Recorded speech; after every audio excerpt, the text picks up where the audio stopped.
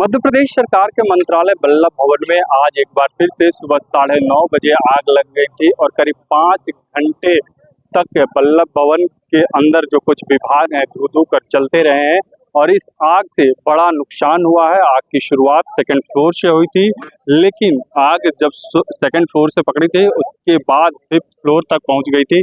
आप देख सकते हैं जो 5th फ्लोर है बल्लभ भवन का, उसका पूरा नुकसान हुआ है। कई चीजें पूरी तरीके से जलकर राख हो गई है, कुछ बचा नहीं है। और तुरंत जैसे ही फायर ब्रिगेड की टीम को सूचना मिली थी, उसके बाद फायर ब्रिगेड की टीम यहाँ पर पहुंच गई थी।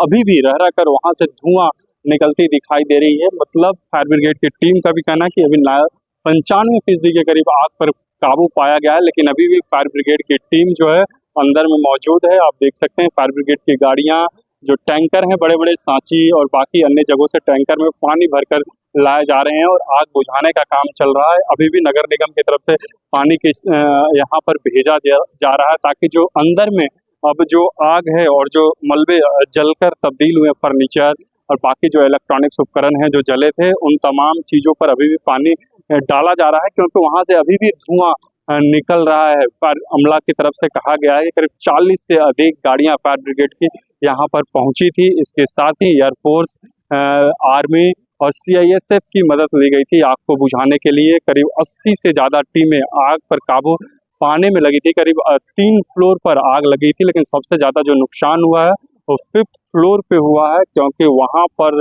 सबसे ज़्यादा भीषण आग थी और आग की जो लपटें थी शहर के बाहरी हिस्सों से भी दिख रहा था और काफ़ी भयानक आग था। आग लगने की खबर जैसे ही आई और तुरंत उसके बाद सीएम मोहन यादव ने जांच के निर्देश दिए हैं। उन्होंने कहा है कि इस पूरे मामले की जांच करवाई जाएगी और आग कैसे लगी, हालांकि आग कैसे लगे इस सवाल का जवाब अभी तक अधिकारियों की तरफ से नहीं मिल पाया है, न ही उनके कारणों का खुलासा हुआ है कि आग कैसे लगी। लेकिन यह बड़ा सवाल है कि इतने अहम जगह पर फायर फाइटिंग की वैसी कोई व्यवस्था नहीं है, क्योंकि तमाम चीज़ें यहीं से संचालित होती हैं। सरकार के तमाम जो अहम मंत्रालय हैं वो बल्लभ भवन के अंदर ही हैं। इसके बावजूद यहाँ पर वैसी व्यवस्था नहीं की गई थी फायर फाइटिंग से निपटने की कि इतना बड़ा आग यहाँ पर लगी थी, क्योंकि अभी भी जो आग की लपटें हैं उन विभागों से निकल रही, हल्के हल्के धुआं निकल रहा है। देखिए आप अभी भी बिल्डिंग के जो ऊपर सबसे टॉप फ्लोर है वहाँ से अभी भी आग के धुआं वहाँ से निकल रहा है, लेकिन कोई ठोस इंतजाम अंदर में ऐसे नहीं किए गए थे। गनीमत यह रही कि आज छुट्टी का दिन था, शनिवार था, तो ज़्यादातर मंत्रालय जो हैं बंद रहते हैं। कुछ ही विभागों में काम चलते रहता है, खासकर जो रनिंग टाइप के डिपार्टमेंट है उनमें काम होते रहता है। इसके बाद इस वजह से ज़्यादा कुछ जन हानि नहीं हुई है। हालांकि कुछ लोग जरूर आग में फंस गए थे, लेकिन उनको सुरक्षित निकाल लिया गया था।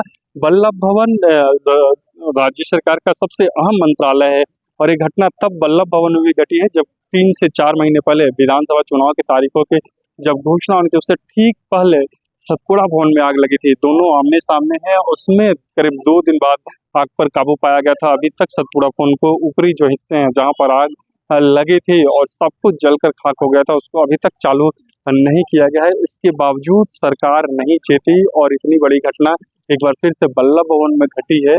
तो इससे साफ है कि जो तमाम जो सरकारी मंत्रालय हैं वहाँ फायर से निपटने की कोई त्वरित इंतजाम नहीं होते हैं। जैसे ही आग लगने की घटनाएं सामने आती हैं तब लोगों को सूचित किया जाता है फायर ब्रिगेड को, उसके बाद आती है।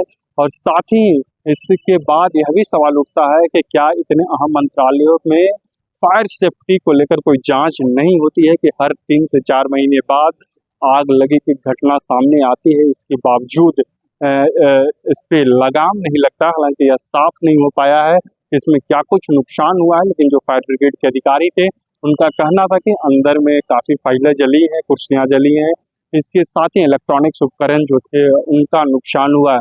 तो आग पर पूरी तरह से जब काबू पा लिया जाएगा उसके बाद ही स्थिति साफ होगी कि क्या कुछ नुकसान हुआ है। लेकिन कांग्रेस का कहना है कि जानबूझकर भ्रष्टाचार की जो फाइलें हैं उसको जलाई गई हैं।